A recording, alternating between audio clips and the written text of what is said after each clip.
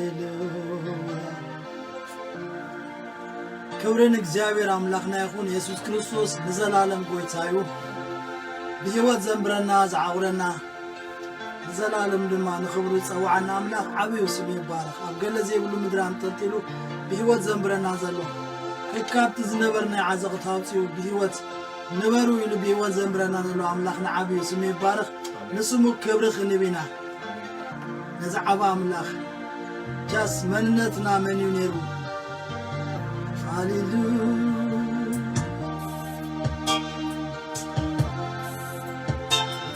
علمت يا بازل كله كنتيو جنا غي كابتي كنتو نتاوتيو نتاك ما حاجيرو نخبركو كغمنا እግዚአብሔር መስከን እግዚአብሔር ዘሐሪና አምላክና احنا حوريات ولد አምላክና አምላክ በስከን ኣብ ዓለም ብዙ ጸገም ይደሉ አምላክ ባረክ አባና ግን ክንኑ ወደ ኢየሱስ ክርስቶስ ያዊ አሜን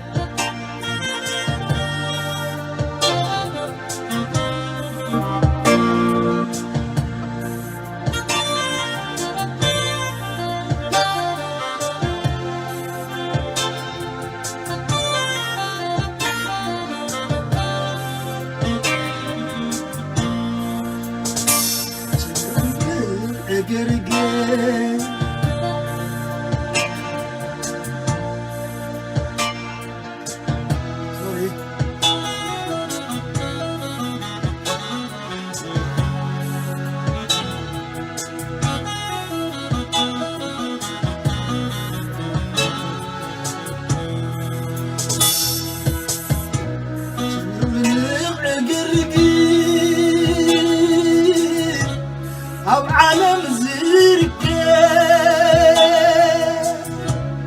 صانت زي بلو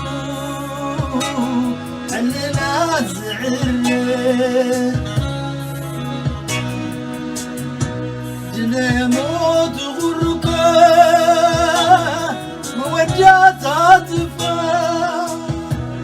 مبراتي زي بلو جبز بالة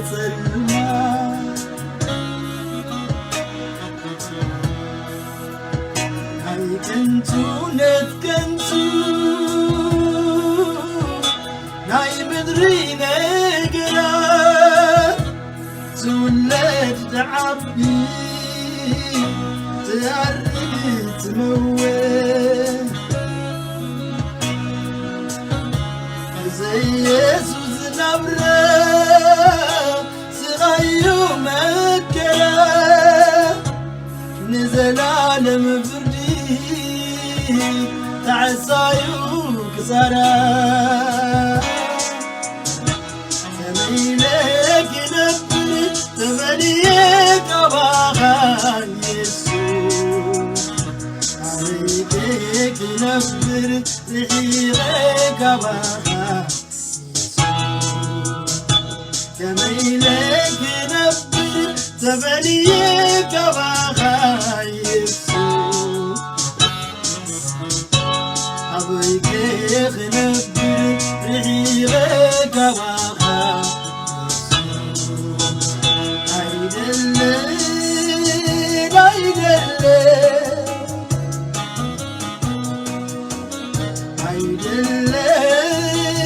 عيد الليل نزاغ عشني يسوس نزاغ عشني نزاغ عشني يسوس نزاغ عشني هاليلويا نزاغ عشني يسوس نزاغ عشني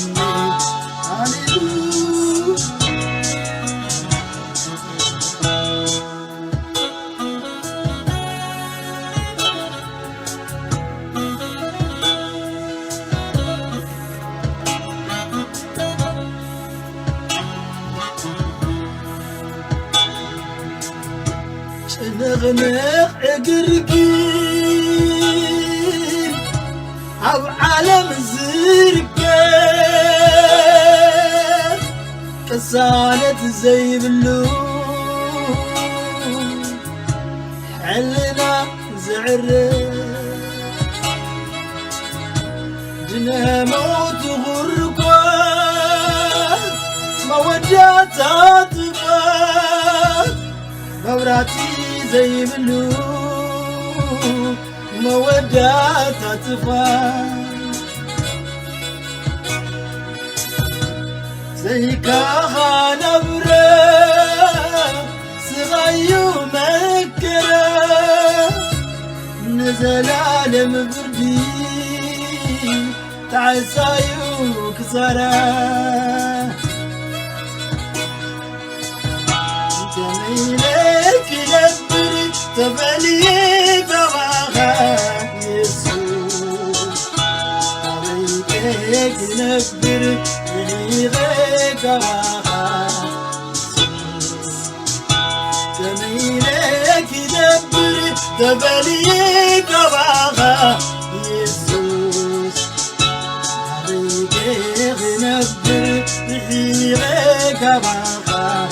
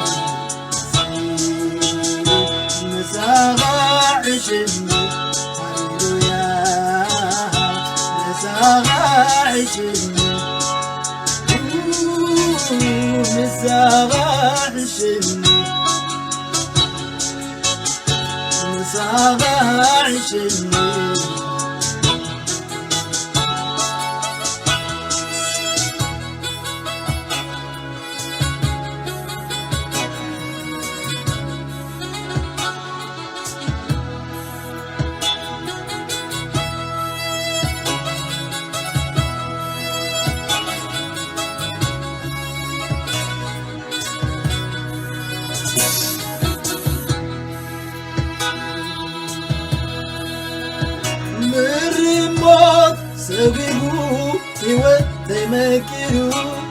انتي كم كبري في صوت تغيرو هتزين بره كلو كم تزين بره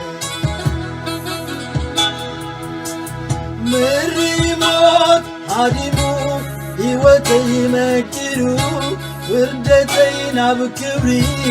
بتصوم تغيرو هتزين بره كوينيو كم تزين بره هتزين بره كوينيو كم تزين بره مريمات سوقيبو يوت مكرو وردتين عبكبري بتصوم تغيرو هتزين بره ويليو كنتي زين بره هتزين بره ويليو كنتي زين بره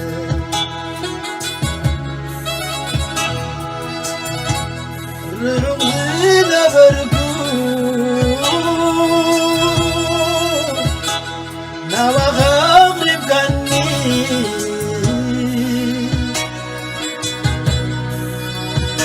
مرقبي كنتكا يوتال مسكني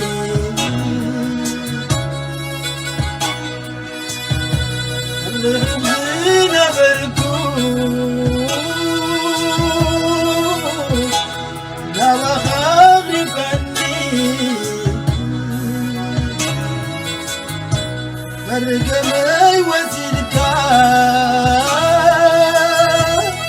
يوتال مسكني زيدتا كغوان تاك غوان سمتاك غوان وراسي غيركا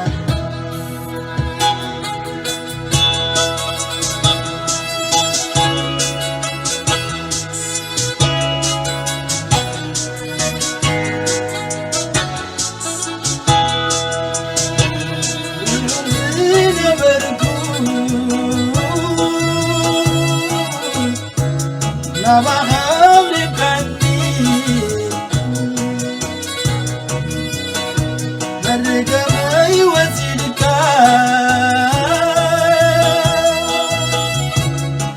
وطال مستني رغزنا بركو نبغى لبني مرقبي وزيدك وطال مستني زيتها بغوة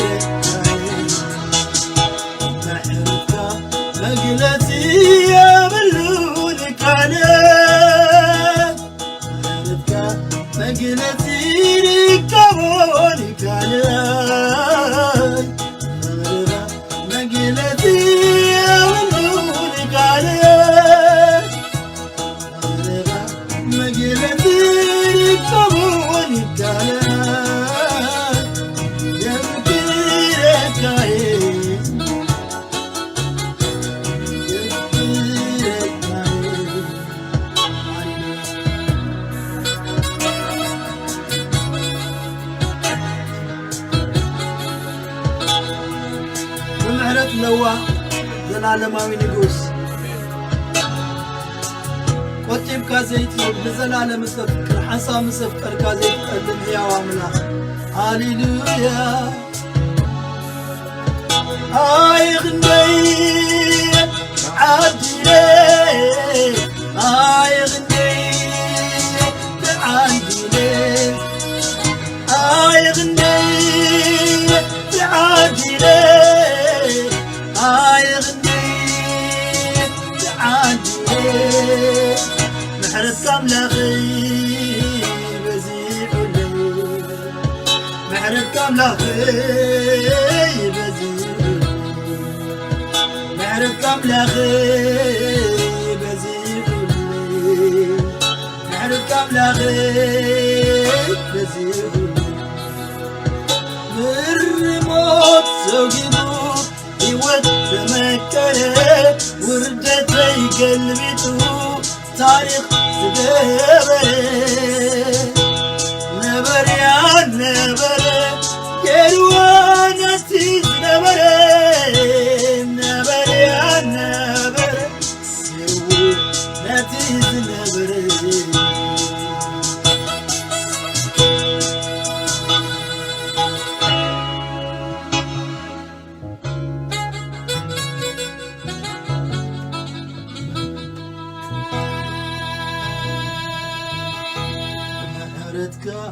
مقلتي يا بلوني كانا فغرغة مقلتي يا بلون كانا حلوغة مقلتي يا بلوني كانا رديتك مقلتي يا بلوني كانا يفكرك كاين يفكرك كاين يفكرك كاين يفكرك كاين يفكرك كاين لعالمي يفكرك كاين زفكرنا هياوي كبرنا أملاقنا يسوع كريستوس نزلالم هياوي نصف فقري وحساب مسفكره جس الجبنا حزنا ينبر سمي بارخ آمين ويتانا عبيو ويتا يسوع كريستوس برخ يبلكم زاوير يباركم ኢየሱስ ክርስቶስ ጎይታዩ ቢናሐወይ እግዚአብሔር ይዕዚዝ ዕዚዝ ይባረካ እግዚአብሔር ይመስገን ከምዚል መደና እግዚአብሔር በተደጋጋሚ እንዳበፀኻ ተገልግለና እግዚአብሔር ይባረክ በጣም ይስፈቶካ በጣም ይዘኽብረካ ጎይታ ይባረክ እግዚአብሔር ዘመን ካይባረክ ብላኽ መስገን እግዚአብሔር ይባረክ ክንጽልይና ስለዚህ ኩላትና በቃ ንጸሎት እንዳሎ እግዚአብሔር ይመስገን አምላኽ ይባረክ እግዚአብሔር በዝማዓት ዝኻ ዝዛረበና ነገር ዝምህረና ነገር አለው ክብሪ ልሽሙ ይሁን ጎይታ ይመስገን ኩላትና ክንጽልይና አምላኽ መስገን ሼርና ገበርኩም እዚ ትምህርት እዚ አዝዩ አገዳሲ ትምህርት እዩ አምላኽ መስገን ንምንታይ ይኾም ዝብደለኹ ምኽንያቱ ክንጽልይ ከሎና እግዚአብሔር ይመስገን አምላኽ ዝኸብረሉ ጸሎት እግዚአብሔር ይመስገን አምላኽ አዝዩ ዝግለጸሉ ጸሎት ክንጽልይ ይግባአና ስለዝኾነ ስለዚህ አጸቢቅና ማለትና ኾይኑ እግዚአብሔር ይመስገን ክንጽልይና እግዚአብሔር በሁሉ መንገድ ይክረዳና ይስም ጎይታ ይባረክ ኩላትና ንጸልይ አብ ሰማያት አብ ላዕሊ አብ ምድሪ ድማ አብ ታሕቲ አብ ልዕሊ ኩሉ ነገር ምልክን ስልጣንን ዘሎካ ሕያው ዘለዓለማዊ እግዚአብሔር አምላኽና ስለዛ መዓልት እዚኣ እግዚአብሔር አምላኽና ነመስግነካለና እግዚአብሔር በሐቂ እግዚአብሔር አምላኽ ካብ ጸልማት ናብ ዘገርም ብርሃን ዘሳገርካና ንምረትና እግዚአብሔር አቦ ናብ ጽቡቕ ነገር ዝለወጥካ እግዚአብሔር አምላኽ ኣብ ትሕትስ ግዛት ሰይጣን ከሎና ኣብ ትሕቲ መግዛእትን ኃጢአት ከሎና ከመይ ብምረትን ብጭንቀትን ነብር ከም ዝነበርና እግዚአብሔር ንስኻ ትፈልጥ ኢኻ ነገር ግን እግዚአብሔር አምላኽ ንስኻ እግዚአብሔር አቦ በወድኻ ኢየሱስ ክርስቶስ እግዚአብሔር نخلو እግዚአብሔር አምላክ አርዑት ባርነትና ሰቢርካ አርዑት ኃጢአት ሰቢርካ ነጸልማትና እግዚአብሔርና ብርሃን ለዊትካ እግዚአብሔር አቦ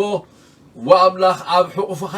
እግዚአብሔር አብ ሙቅ ቤትካ ተምብረና ስለዘለኻ ነመስግነካሉና ከምቲ ባሪኻ ኢሉ ዝዘመሮ እግዚአብሔር አብ ቤትካ ዝነብሩ ቡፃንዮም ኩሉ ጊዜ ይውድሱኻ حيلهم باخا زخونه كل جزين من قدخا زحسبو بصانيم بلس بخيات كحلف خلو عين ما يقبروا زناب ازمراد ما ببرخات يخدنم كاب حيلنا بحيلي خدو نابسيو ناب كلمة املاخ دما يقوموا صحفي موقويتا زيابير املاخ بدنا حلفو زبله كله زيابير نسغا نيوتنا سناي املاخ سلزخونكا نبارخكا نمسجنكا لعلنا بلكالونا من شهلو صبونا من شهلو سناينا زخون كاغزيابير نسخا خم خبرنا عخايخون لما عنت دما اغزيابير املاح ابوز استمهر سناي منفس كان منغولا يمرالس زيابير املاح بهيا منفس كان سخات ردانا زيابير ابو بقال كان سخات الزاربنا زيابير ابو نسخات خبرلو زيابير املاح زسلط صلوت مصلاي متانكن كل زيابير ابونا بقولو بقال كحليفكا نسخات مهرنا اختلبمنا زيابير املاح ابونا تارجيت سخونه مردعنا نتك زيابير نعها زي خبر مردعنا زيابير بتنعها زخبر سناي سخونه منفسا مردع نأمرنا الحساباتنا كتغزو نصللنا زيابير ابونا بنجر كل سم كايبارخ نز سمعوا نسخا بارخ نعين قال كان نسبخ دما نسخا بارخ بغويتا بيسوس كريستوس شم نصلي امين ኢየሱስ ክርስቶስ ጎይታዩ ስለዚህ መጽሐፍ ቅዱስ ሐቢርና ከነንብቢና ኤፌሶን ምዕራፍ 3 ካብ ቁጥሪ 14 ክሳዕ 21 ከነንብብ ኢና አምላኽ መስገን ጎይታ ይባረኽ ስለዚህ ተፈላለየ ነገራት እንዳራና ክንከይድና ሎማዓንቲ ኤፌሶን ምዕራፍ 3 ቁጥሪ 14 ክሳዕ 21 ምእንቲ ዝውናብቲ ኣብ ሰማያትን ኣብ ምድርን ዘሎ ኩሉ ወለደታት ኣብኡ ዝስመ ኣቦ ብብርከይ እምብርከኽ ኣለኹ ብመንፈሱ ኣብቲ ናይ ውሽጢ ሰብ ብሓይሊ ምእንቲ ክትብርትዑ ከምቲ ሃብቲ ርስቲ ክብሩ ክህበኩም እጽሊ ኣለኹ ክርስቶስ ኣብ ልብኹም ብእምነት ምእንቲ ክሓድር ኣብ ፍቕሩ ሱር ሰዲድኩም ተሰሪትኩም مس كلهم قدسانو مقفحن من وحن معماقن انتاي مخان مستوعالو قتكلو امونتان فلطت حلف اتبلا فقر كريستوس كتفلطوا كسع كله ملات املاح كتملؤ اصلي عليهم غناخه كم تابانا زغبر حيلي كابتن احنا ان لمنون ان حاسبون زبله انبزا عزيز وخغبر زكالو كاب زل عالم نزل عالم نو كله ولد ولدو ابتا محبر بكريستوس يسوس نعو خبر يكون امين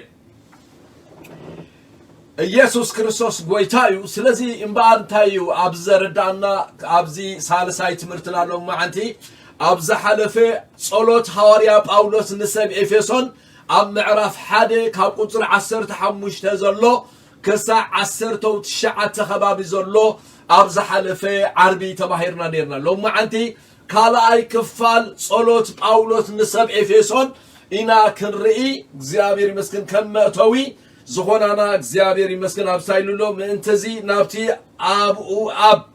سماياتن أم مدرن زرلو كل ونرتات أبو زسمى أبو ببركي امبركخ الله خلت تقالات أبت متحف قدسكم كتسمرون إدرلي الله قداماي كله أب سماي زلو أب مدر زلو ولدتات كله أبوز سمة زيابير مثل أبوز سمة أبو ببركي امبركا خالو خابز بلا خلت نجر أبو تبلا لا زيابير مثل أبو تبلك على سمورولا زيابير مثل حواريا باولوس كتصل خلو أب قدم من يتصلي كم زلو صبوق غيرو ترديو يتصلي فوقاسو زيابير مثل أقالبو أبتي أب سماياتن أب مدرن زلو كل ولدتات أبو زسمة أبو ببركي امبركخ اللهم سلازي أبزين ترى تردينا اغزيابير مسكن اغزيابير أبو مخانو እግዚአብሔር ምስን ኩሉ ወለደታት አብኡዝ ስመ ኩሉ ወለደታት አብኡዝ ስመ ናይ ሰማይ ይኹን ናይ ምድሪ ይኹን ኩሉ ወለደታት አብኡዝ ስመ አቦ እግዚአብሔር ምስን ናይቶም አብ ሰማያት ዘለው ናይቶም አብ ምድሪ ዘሎና እግዚአብሔር ምስን ቶም አብ ሰማያት ዘለው ምናልባት ቶም እግዚአብሔር ይመስገን ንጎይታ ኽቢሮም ዝሓለፉ ኾኑ ኾልዮም አብ ሰማያት ዘለውን አብ ምድሪ ዘሎ ወለደታት ኩሉ በስሙ ዝስመ አቦ በበርከይ እምበርከኽ ኣለኹ ብጣዕሚ እዚ አገዳሲ እዩ ቅድሚ ምጽላይካ ናብ መን ትጽሊ ከም ዘለኻ ጽቡቕ ጌርና ክርዳእና ይግባእ አብ ሰማያትን አብ ምድርን ዘሎ ወለደታት አብኡ ዝስመ አቦ አቦ አቦ እግዚአብሔር ይመስገን ምዕራፍ ሓደ ውን ቁርብ ክንሪኣ በቀዳማይ ሰገር እንደይለያ ሎማ አንተ ኸሪየኩም ይሳውን እግዚአብሔር ይመስገን አምላኽ ባረ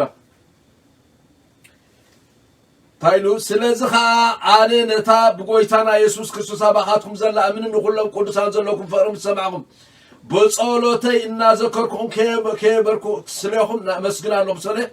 አምላኽ ጎይታና ኢየሱስ ክርስቶስ አቦ ኽብሪ ትብላላ አብዚ ሎማ አንተ ንረደለናኻ አቦ ሰማይን ምድርን አውዝ ስመ አቦ ስለዚህ እግዚአብሔር አቦ አምላኽ መስን ክንጽልኽን መጽእ ኸሎና ናብ ሓደ ጨካን ፈራዲ ወይ ድማ ናብ ሓደ ብጣዕሚ እናፈራርህ ዝቕበለና ኣይኮንናን ንጽሊ ክንጽሊ ኸሎና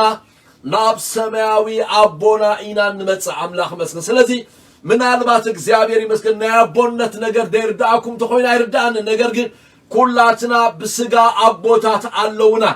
ናብ ወለዱና ናብ አቦና ናብ አዴና ክንመጽእ ኸለና ብፍላይ እግዚአብሔር ይመስገን ናብ አቦና ክንቀርብ ከሎና ብኸመይ ኢና ንቀርብ መታ መረዳእና ኾነና አነ ደቅለውኒ ብጣዕሚ ደቀይ ናባይ ክቀርብ ከለው ደስ ኢልዎም ብሓጎስ እዮም ዝመጹ እናተሸቅረሩ እናፈርሁ ይኮኑን ዝመጹ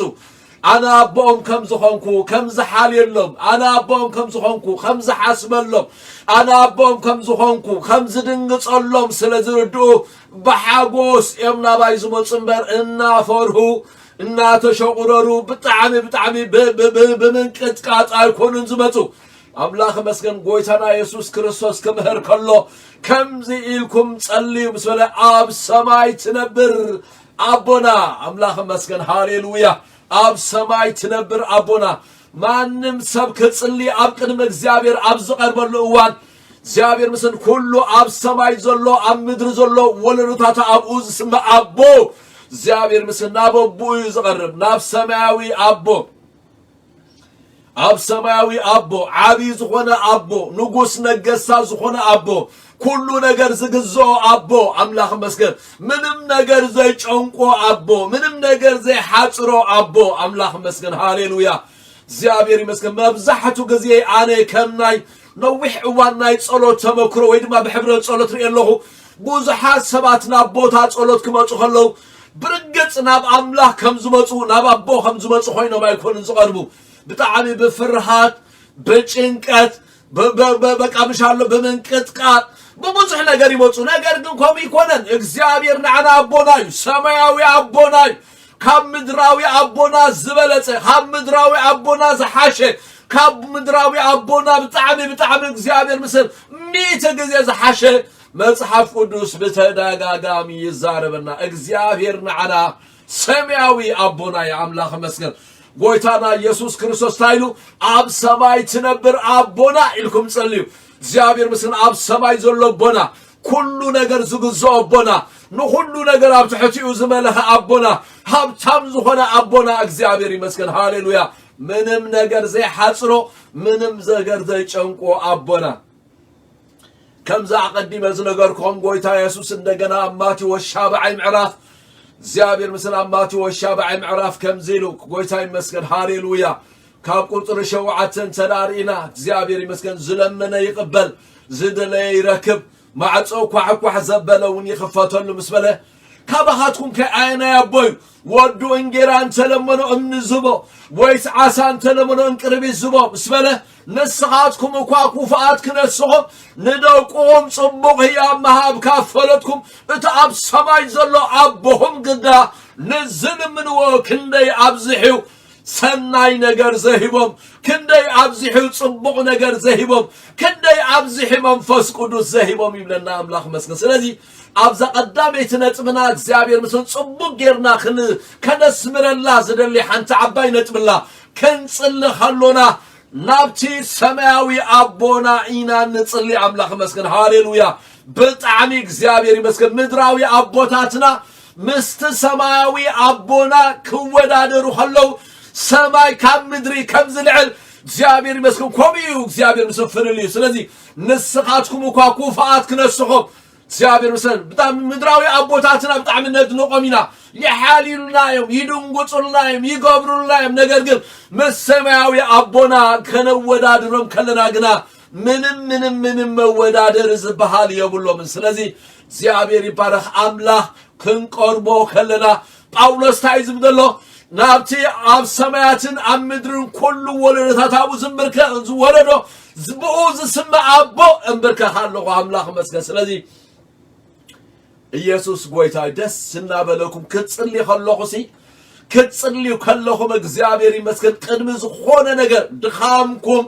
ምናልባት ክትንስሕዎ ዘለኩም ነገር ሁሉ ይኽእል ነገር ግን ናብ ቅድሚ ሰማያዊ አቦኹም እግዚአብሔር ምስል ዝድንግጽ አቦኹም ዝሓሊ አቦኹም እግዚአብሔር ምስል ምንም ነገር ዘይጨንቆ አቦኹም ትቀርቡ ከም ዘለኹም አጸቢቁ ክርዳአና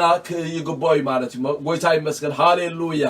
ሮሜ ሻምናይ ምዕራፍ ቁጥሪ እግዚአብሔር ምስል 14-15 ታይሉ አባ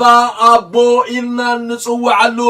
መንፈስ ወልድነት በር መንፈስ ፍርሃት ንባርነት ከም በሐድሽ አይተቀበልናን አምላኽ መስገን ስለዚህ ሐዋርያው ጳውሎስ መስለም እግዚአብሔር ምስል ክጽሕፍ ኮሎ በምርዳ ይጽሕፍ ጎይታ ይባረክ በድርኺት መንፈስ ስለጽሐፈ ጎይታ ይመስገን ስለዚህ ታይሉ ጎይታ ይባረክ ሃሌሉያ ውሉድ አምላኽ ግና በመንፈስ አምላኽም ዝምርሑ ምስበለ ንሕና ግና አባ አቦ ኢልና ንጽዋዓሉ መንፈስ ወልድነት በር መንፈስ ፍርሃት ንባርነት ከም በሐድሽ አይተቀበልናን ስለዚህ ክንጽልኸለና ጎይታ ይባረክ ኣብ ውሽጥና ኣብ መንፈስና እንታይ ዝብላሎ አባ አቦይና ንጽዋዓሉ ከም ውሉድና ንቀርብ እምበር በቃ ከም ባሮት አይኮና ንቀርብ በፍርሃት አይኮና ንቀርብ መንፈስ ትብዓት ይስተዋሃበና እምበር መንፈስ ፍርሃት ንባርነት አይተዋሃበናን እሞ እግዚአብሔር ይመስገን ናብ አቦና ንቀርብ ከም ዘሎና እንዳተረዳአና በውሽጥና አምላኽ መስገን ሃሌሉያ አባ አቦይና ንጽዋዓሉ መንፈስ ወልድነት ከም ተቀበልና እናተረዳአና ክንጽሊ ክንቀርብ ከለና ናብቲ ሰማያዊ አቦና ንቀርብ ከም ዘሎና ክርዳአና ይግባ ማለት ተኻለይቲ ከተስሙሩላ ዝደሊ ባይብል ሒዝናይና ንመሃር ዘለና ጎይታ ይመስገን ተኻለይቲ ኣብ ሰማያትን ኣብ ምድርን ኣብ ብኡ ዝስመ አቦ በብርከይ ትብላላ አስሙሩላ በብርከይ እምብርከኽ ኣለኹ ስለዚህ ሐዋርያ ጳውሎስ ሓደ ካብቲ እግዚአብሔር ይመስገን ክጽልኸሎ ዝገብሮ ዝነበረ ተንበርኪኹ ይጽሊ ከም ዝነበረ አቦ እምብርከኽ ኣለኹ እግዚአብሔር ይመስገን ሃሌሉያ እምብርከኽ ኣለኹ እግዚአብሔር ይመስገን እዚ ከዘኻኽረኩም ደስ ይብለኒ ጎይታ ይመስገን ተንበርኪኹ ይጽሊ ከም ዝነበረ ኣብቲ እግዚአብሔር ምስል ናብ ቅድሚ ሰማያዊ አቦ ተንበርኪኹ ይጽሊ ከም ዝነበረ እግዚአብሔር ይመስገን ሁላትና እንተራ መጽሐፍ ቅዱስና ጽቡቕ ጌርና በተደጋጋሚ መርሚርናዮ ብዙሕ ጥቅስታት ክህበኩም ይኽእል አምላኽ መስገን ባሮት እግዚአብሔር አቡል ይኮነ ኣብ ሓድሽ ክዳን ተንበርኪኹም ይጽልዩ ከም ዝነበሩ ቃል አምላኽ በተደጋጋሚ ይነግረና እዩ አምላኽ መስገን ሃሌሉያ ሃሌሉያ ኣብ ቃል አምላኽ ንረኽቦም ባሮት አምላኽ ብሙሎም በጸሎት እዮም ኣብ ህይወቶም አበቃ በጸሎት ኣብ ቅድሚ አምላኽ ዝቀርቡ ነይሮም በጸሎት ክቀርቡ ከሎ ብፍላይ ከአዞም ሰባት እዚኣቶም እግዚአብሔር መስገን ተንበርኪኾም ይጽልዩ ነይሮም ኤልያስ ተንበርኪኹ ይጽልይ ነይሩ ዳንኤል ተንበርኪኹ ይጽልይ ነይሩ ጎይታና ኢየሱስ ክርስቶስ ተንበርኪኹ ይጽልይ ነይሩ ንጉስ ሰሎሞን ተንበርኪኹ ይጽልይ ነይሩ አምላኽ መስገን ገለገለ ግን እግዚአብሔር ይባረክ ከም አብነት መታን ክኾንና ቀዳማይ ነገሥት ምዕራፍ 18 ቁጥሪ 41 እግዚአብሔር መስገን ቶም ትጽሕፉ ጽሐፉሎም ጎይታ ይመስገን ጎይታ ይባርኩም ምናልባት በመጽሐፍ ተሕጉዙን ሕዋት እንተዳለኹም አሓድ እግዚአብሔር ይባረክ ሃሌሉያ ቀዳማይ ነገሥት 18 ኢየሱስ ጌታ 18 ቁጥሪ 41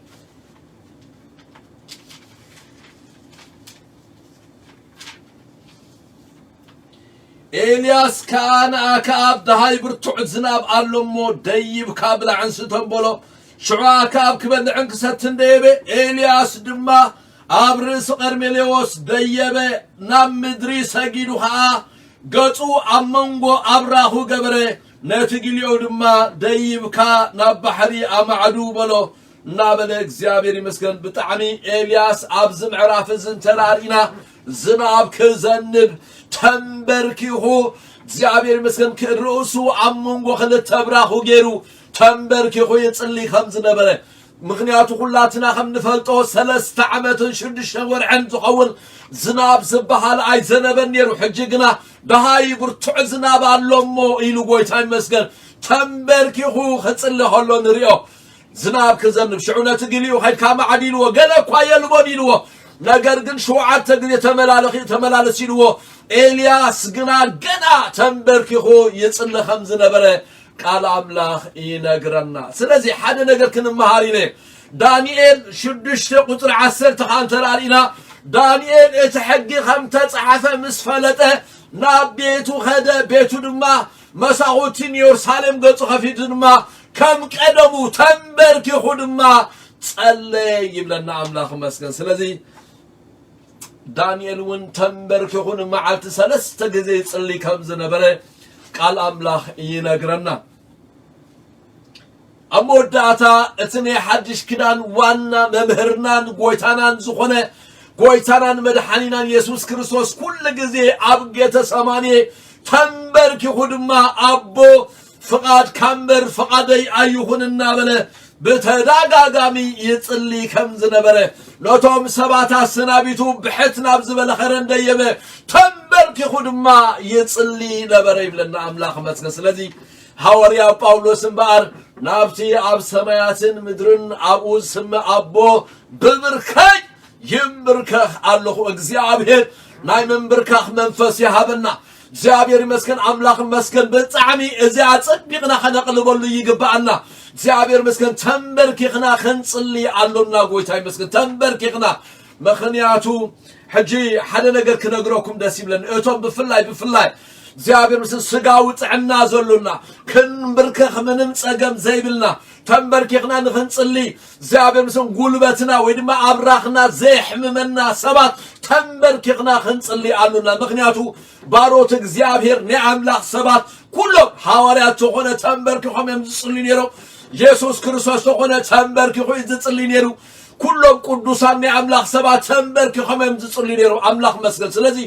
እግዚአብሔር ይባረክ አምላክ ይደግፈና አብዝናይ መወዳታ ዘመን በጣም አበተ ክርስቲያን ዘየለ ነገር እንታይ እንተራይልና በጣም ሰብ ተንበርኪኹ ምጽላይ ዓቀበት ዝኾነሉ ዘመንን እዋንና ዘለና እዚ ኸብል ከለኹ ጌጋ ኸይትርዱኒ ኮፊልና ተጸለና አምላክ አይሰማዓናኒው ጣጣውልና ተጸለና አምላክ አይሰማዓናኒ ኮንኩን ዝብደለኹ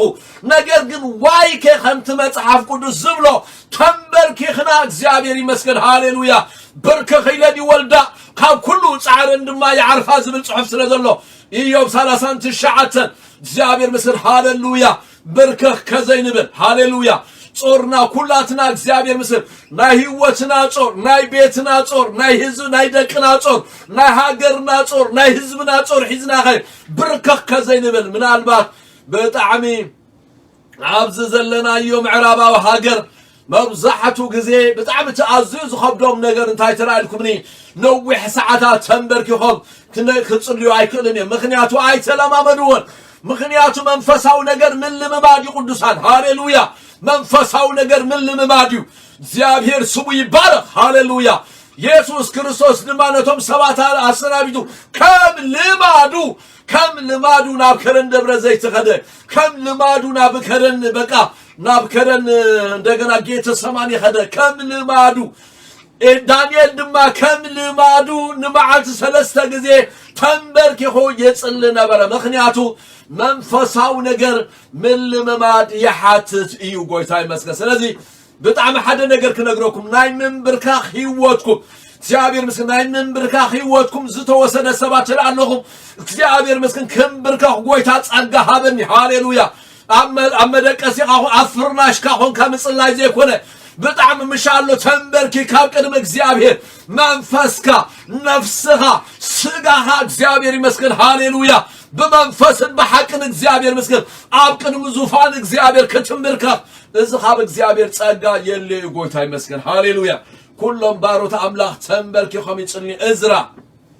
عرق الليلة كتقصم إزرا ترار إلى إزرا كم عرفت الشعات وطري حمو شخص بوت خليهم إزرا دما تنبرك خو عبت بيت مقدس يتصل خمس نبرة ينقرنا حواريات زيابير مثل قبر حواريات شوعات وطر شدشة تنبرك خميس اللي خمس نبرو مصحف قدوس ينقرنا سلزي من بركاخ ناي منفساويان سبات ملليو ني حقي نغركم قويتا يبارك እግዚአብሔር كم بركاخ ጸጋ ሃበኒ كم بركاخ እግዚአብሔር መስከን መንፈስካ ይብዛሐልይ እግዚአብሔር መስከን አብቅንም ይኻኸ ኻውን እግዚአብሔር ይመስከን መንፈስካ አብዛሐልይ እንዳበልና አብቅንም ጎይታ ክንጽልይ ይግባና ንመጀመርታ ጊዜ ጎይታ መስተቀበልኩሞ በጣም ውስጥ ተወሰነ እዋን አብገዛና ይጽልይ አይነበርኩን ምክንያቱ አቦይ አማኑ በኋላ ገና አይፈልጥን ስለዝነበረ ናይ 32 ዓመት ጊዜ ታሪክ ነግረኩም ደለኹ ዳዓር ግን ድሕሪ ተወሰነ እዋን ግን ወላት እምነቴ ሓቢእ ሓቦ ስለዚህ ካልኩ አቦይ ፈልጡ ዳዓር መስፈለጸ ነጊረዮ በቃ አነ ወአማኒኤ ከምዚ ለምስ ነገርክዎ ተወጥሪኹም አብገዛ ተንበርክ ሓንቲ ያገዛና 4 በ4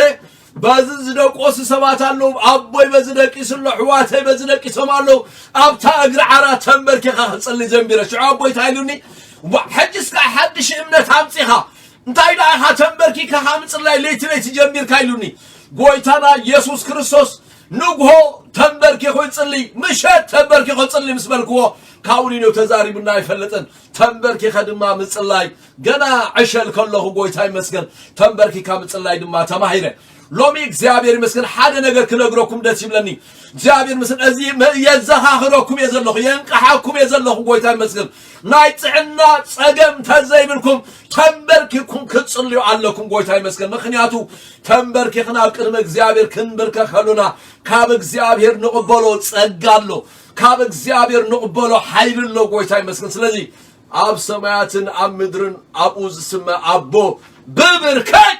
يمبركخ الله قويتاي مسكن እግዚአብሔር زمبركخ ጸጋ زمبركخ منفس እግዚአብሔር مسنا بتخرسيان كنمص خلونا نحدنا خنطمامت زيكونسي اقديمو زمص እግዚአብሔር مسل تنبركخو ገጽ እግዚአብሔር كدلي تنبركخو እግዚአብሔር مسكن هاليلويا ناي قدم امنتهم يم زغبر زنيم نبرو نا بتخرسيان كمص خلو اتما اقديمهم زمص እግዚአብሔር سم بساعتهم زمص تنبركخهم دما ابقدم እግዚአብሔር ይጽልይ ይረው ዘለናዮ ዘመን ግን ታይመስሎሚ በቃ ወላ ቀዲሙ ዝመጸሰብ አቡ ኾፊሉ ቀባህባህ ይዝብል ምክንያቱ በተክርስቲያን ተንበርኪ ካምጽላይና ተፎክቶ ስለዝኸይደ ስለዚህ እግዚአብሔር አብዘለናዮ ዘመን እግዚአብሔር ምስን ተንበርኪና ምጽላይ እግዚአብሔር ክንጽልይ አምላኽ ይደልየና እዩ ጎይታ ይመስገን ኢየሱስ ጎይታ እዩ ስለዚህ አምላኽ መስን ተንበርኪሆ ከጽልይ ጀሚሩ እንታዩ ጸልዩ ናብቲ ጸሎት ክንአቱ ይና እግዚአብሔር ይመስገን ናብቲ ጸሎት ክንአቱ ኢና ስም እግዚአብሔር ይባረክ እንበርከ ካለሁ መስበለ እግዚአብሔር ይመስገን እንታዩ ጸልይሎ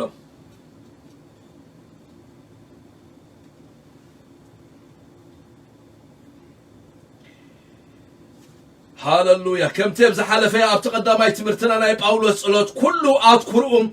أمن فساو نجري وحجون باولوس زلوا زلوا نجرات بزعبا أبهوتهم كهون زلوا خفصم زلوا من فساو نجرات يود زلوا سلام مدراوي قداي سلا سلقاوي قداينا مثل لا جيجا كوانت زي كونه جناه من فساو لوتي أبهوتنا زلوا خريستيانات كنكون أذكرونا منفساوي صلوتات كخون علوم أبز حدث جزء حواريا باولوس نتهم قدوسات زتصليلهم زنبرة صلوت مدراو نجر كم زي كونه سمعوا نجر كم زخونه رينا يونيرنا سلزي توم زير أخمو قدام المعرف كيركم رأيوه منفس طباب مجلات إنكو وهابكم أمه دحال منفساوي عنتكم بقى منفساو لبناكم بريو حاب ترستن قدسانو انتاي مخانكم وهابكم تصليلكم الله خيلهم يرو منفساو نجر يصليلهم سلازي تعزب له بزعبا سقاوي نابرانا بزعبا سرحنا بزعبا دكنا مصلاي جيغايو كوانت زيبلكو نجر جن اب صلوتنا وانا تخورت كنبلو زلنا جنا منفساوي نجر كخون الله املاك مسكن صلوتنا منفساوي نجر كخون الله منفساوي نجر مصلاي مسن جمر منفساوي لوطي اب هيوتنا نعبي خمس مصر أتصبقنا كنفلت علونا سلزي حواريا باولوس 4 نجر تصلي لهم الله نزل 4 نجر تولو نابلنا خرينا قدامي كبرتعو تصلي لهم أملاك مسكن كبرتعو قلتا خبرتعو تبل كم بباية قطر 10 6 عم ببوا أسمروا له بمنفسو عبتنا وشتسب بحيلي من انتو تبرتعو كمتي حبت رستخبكم اتصلي الله زي حزوا مجمرتا بمنفسو تبلك على الله بمنفسو عبتنا وشتسب بحيلي متان كتبرتعو እግዚአብሔር ይመስገን ስለዚህ ሐዋርያ ጳውሎስ ስለ መንፈሳዊ ብርታዕ ይጽልየሎም ስለ መንፈሳዊ ብርታዕ መንፈሳዊ ብርታዕ ካምንታዩ ዝመጽ ተራእልና በመንፈሱ በእናይ መንፈስ حجي بتعمي بزعبا منفسي بمنفسي الوزلو بمنفس እግዚአብሔር بتوشتاوي صوبكم بحيل متان كتبرتعو እግዚአብሔር ምስ መንፈሳዊ ህይወቶም ክብርትዕ بتوشتاو ሰቦም بحيل متان كبرتعو بمنفس قدوس بمنفس እግዚአብሔር وشتاوي صوبم بحيل متان كبرتع أمل باولوس يصليلهم قويتا يمسكن هاليلويا منفساوي برتعي أبو منفساوي هوتنا أزي وساني قويتا يمسكن هاليلويا سلازي حدا خابتهم تصليو زلونا እግዚአብሔር بتوشتاوي سبنا بمنفس قدوس كنبرتع بمنفس قدوس كننعقه بمنفس قدوس كنحيل هاليلويا እግዚአብሔር يبارك هاليلويا هاليلويا هاليلويا أبي هوتنا دقاو سب زبحال علونا وشتاو سب دبحال دما علونا دقاو سب بدقاو مقبيو زبرتع من البات كي بلعنا حدا معات توعلنا كي بلعنا كالاي معات دمان تصنيحنا كي بلعنا سالساي معات انتلا تصنيحنا دقاو سبنا انا دخمي يخيل بو متأندما بانصارو دما عوشتنا دما وشتاو سب زبحال علونا قويتاي مسكن سلازي حواريا باولوس عزبلو باتو وشتاو سبكم بحيل متان كتبرتعو بمنفسو هاليلويا كم تزنقركم ندقاوي ماننتنا مقبيو زبرتعو سقاو مقبي بلعي زبرتعو إلياس كزار منا خلو بزي بالعنويح من قد توقع عيزو سلز نبره دحار بالعمس بالعقنا برتعي نويح مع من قد دماغ ساع كرن هوري بدما توقع عزيب للناس الذي سقاوي مقبي نسقاوي نتدقاوي ماننتنا يبرتعو منفس قدوس لما نتوشتاوي ماننتنا يزبرتعو الذي بمنفسو عبتنا وشتسب بحيل متان كتبرتعو اتصلي لكم الله قويتاي مسكن لهم معتي اذا صلوت እግዚአብሔር مسب بمنفس قدوس اوشتاهم برتعي يخون اوشتهم نحيال يخون እግዚአብሔር يمسكن هاليلويا هاليلويا هاليلويا بقى بتوشتاو سبكم بحيل متان كتبرتعو يسوع كريستوس قويتاي سم እግዚአብሔር يبارك قرب اسكب زعباتا برتعي خزاربمو እግዚአብሔር يمسكن دحرفت مጨረሻ بقندار انا يكن كيدينا እግዚአብሔር يمسكن هاليلويا حواريا باولوس بزعبا منفساو وجه خزار كله اب افيسون معراف 6 قطر 10 بزعبا منفساو وجه خزار بقدم مجمارو خمزيلو بوغويتان بصنعات حيلون برتعو بوغويتان بصنعات حيلون برتعو قلسنا مسحلقنتن سلطاناتن مسنا ጸልማት ገዛት ዓለምን መስመናፈስ ከያቲንበር መስጋን ደምን አይኮነ ስለዚህ መንፈሳዊ ውግ ቅድም ሙወጋሁ እና መንፈሳዊ ውግ ቅድም መታውኩም መስና ጸልማት ሕልቅነታት ቅድም ሙወጋሁ በጎይታን በጽንዓት ኃይሉን በርትዑ አምላኽ መስከ ስለዚህ አብዛው ታይብለናሎ በመንፈሱ አብቱ ውስጥ አውሰኩም በኃይል መታን ከትምርቱ ስለዚህ መንፈሳዊ ውግ ክትዋጋ መንፈሳዊ ብርታኤል ለካ በበቃ መንፈሳዊ በቃ ከም ዝግባ ውሽጣው ሰብካ መታን ክብርታ በመንፈስ ቅዱስ ክትብርታ አለውካ በጎይታ ክትብርታ አለውካ በጸጋ አምላክ ክትብርታ አለውካ ጎይታ ይመስገን ስለዚህ ደጋዊ ማንነትና ይደኩም አለሁ በትንበልዖይ ዝብርታ ውሽጣዊ ማንነትና በመንፈስ ቅዱስ በሐርክ ርኢና በቃል እግዚአብሔር በስተፈራለ ነገር ድማ ውሽጣዊ ማንነትና ድማ እና በርታዩ ዝመጥ ኢየሱስ ጎይታይ ሃሌሉያ አቀደማይ ጢሞቴዎስ የግሬታ ኻላይ ጢሞቴዎስ ምዕራፍ 2 ቁጥር 1 ኻ አታ ጢሞቴዎስ ወደይ በጎይታን በጽንዓት ኃይሉን ደልድል በቲ አብ ክርስቶስ ኢየሱስ ዘሎ ጸጋ ደልድል የግሬታ በቲ አብ ክርስቶስ ኢየሱስ ዘሎ ጸጋ ደልድል በታ አብ ክርስቶስ ኢየሱስ ዘሎ ጸጋ ደልድል ከም ብርቱዕና ኢየሱስ ክርስቶስ አቀይታይ ኮንካ መሳይ መታን መከራ ኸጸግብ ከም ብርቱዕና ኢየሱስ ክርስቶስ ወታደር ኮንካ መሳይ መታን መከራ ኸጸግብሲ በቲ አብ ክርስቶስ ኢየሱስ ዘሎ ጸጋ በርትዕ ማለት እዩ በቲ አብ ክርስቶስ ኢየሱስ ዘሎ ጸጋ ደልድል ማለት በቲ አብ ክርስቶስ ኢየሱስ ዘሎ ጸጋ በርትዕ ማለት እዩ ጎይታ ይመስገን ስለዚህ እግዚአብሔር ስሙ ተባረከ ይሁን ታይዝብለለሁ መንፈሳዊ በርታዓይ ወይ ድማ ውሽጣዊ ማንነትና በኃይሊ ክብርታ አለዎ እግዚአብሔር ይመስገን ስለዚህ ቅድሚና አካል ሐሳባት ምዕታዊ እግዚአብሔር ይመስገን እግዚአብሔር ንውሽጣዊ ማንነትና ይበርትዑ መንፈስ ቅዱስ ንውሽጣዊ ማንነትና ይበርትዑ ይሕይሎይ ሎሚ እግዚአብሔር ምስን አውሽጥهم እግዚአብሔር ምስን አውሽጥهم ብዙሕ መሐላል ተስፋ ምቁራጥ ዘለኩም ሰባት እንተዳለሁም አብ ቅድሚ መንፈስ ቅዱስ እንተዳቀሪብኩም መንፈስ ቅዱስ እግዚአብሔር ይመስገን ሃሌሉያ ነቱ ውሽጣዊ ሰብኩም ነቱ ውሽጣዊ ሰብኩም በኃይል እናመለ በመንፈስ ቅዱስ እግዚአብሔር ይመስገን ሃሌሉያ ከበርታዓኩም ይካሎ እዩ ካላይ ቆሮንቶስ 4 ቁጥር 17 ሆም ይዝብል ካላይ ቆሮንቶስ 4:17 እዚ ደጋው ሰብና ኳንተ በስበተ እቱ ውሽጥና አብጸጽ ባህ ይحدሳሎ አይን حللኒና ይብል አምላኽ መስል እቲ ደጋው ሰብና ኳንተ በስበሰ በመከራ ምኽንያት በስደት ምኽንያት በስእነት ምኽንያት እቲ ደጋው ሰብና ኳንተ በስበሰ እቱ ውሽጣው ሰብና ግና አብጸጽ ባህ ይحدሳሎ ስለዚህ አይን حللኒና ይብል ጳውሎስ አምላኽ መስል ጎይታ ይባረክ ስለዚህ ውሽጣው ሰብና መብርታ አከለና ስለዚህ ሐዋርያ ጳውሎስ በመንፈሱ አብቱ ውሽጣው ሰብኩም እግዚአብሔር ምስም በኃይል ክትብርትዑ ይጽልልኩም አለኩም ይሉም ሓደ መንፈሳዊ ሚስጥር ከካፍለኩም ዕውት ክርስቲያናዊ ህይወት እዚያ አስሙሩላ ወላ ጻሐፍዋ ዕውት ክርስቲያናዊ ህይወት አብዝ ምድርዚ ዕውት ክርስቲያናዊ አገልግሎት አብዝ ምድርዚ ጎይታ ይባረክ በቱ ውሽጣው ሰብካ በርቲኢኻ አብ ልዕል ስጋ አብ ልዕል ዓለም አብ ልዕል ሰይጣን ክትወጽእ ኸለኻ ያ አምላኽ መስገን ስለዚህ እንተዳ በቱ ውሽጣው ሰብና ተዘይበርቲኢና ብጣዕሚ አዝዋ አሸጋሪ ምክንያቱ ገላትያ ምዕራፍ 5 ቁጥር 16-17 ከምዚብል ስጋ ምስቲ ምስ መንፈስ ዝጻረር ዝምነ መንፈስ ድማ ምስቲ ምስ ስጋ ዝጻረር ዝምነ ነትትደልዎ ኸይትገብሩ ዚአቶም መጻረርትዮም መንፈስ ምስ ስጋ ስጋ ምስ መንፈስ ነትትደልዎ ነገር ከይትገብሩ ዚአቶም መጻረርትዮም በመንፈስ ተመላለሱ ትምኒት ስጋ ግና አይክትፈጽሙን ይኹም እብለኩም አለኹ ስለዚህ አብ ልዕሉ ሁሉ ስጋው ነገር አብ ልዕሉ ሁሉ ስጋውነት ሰልጢና